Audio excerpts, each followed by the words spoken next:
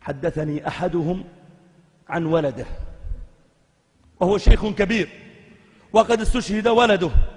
حدثني عن ولده قال: خرج ولدي يوما فأصيب، فرجع إلينا وجعلنا نحاول أن نعالج إصابته.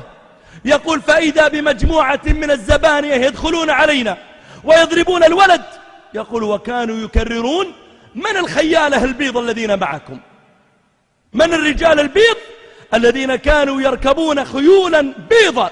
أين هم؟ اعترف من هم. يقول: يا شيخ والله لا كان معهم خيول ولا رجال بيض إلا أن تكون ملائكة من السماء. ثم استشهد ولده بعد ذلك. فضيلة الشيخ حفظكم الله، يقول: خرج داعية في إحدى خطبه يقول إن الملائكة نزلت في سوريا وخرجت مقاطع فيديو للملائكة هناك، فما هو تعليق سماحتكم؟ نعم. يقول حفظكم الله أن داعية يقول في إحدى خطبه إن الملائكة نزلت في سوريا. ما شاء الله. نعم. وخرجت مقاطع فيديو للملائكة هناك. خرجت مقاطع فيديو للملائكة. خرجت. نعم. مقاطع فيديو إيش؟ للملائكة في سوريا. يعني يصورونهم. ما شاء الله.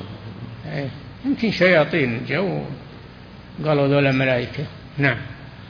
يقول حفظكم الله وأحسن إليكم: عند نزول المطر أهل سوريا فيهم خير إن شاء الله وفيهم صلاح، وهم مظلومون بلا شك ومعتدى عليهم، لكن نزول الملائكة ما حصل إلا للرسل، مع الرسل عليهم الصلاة والسلام.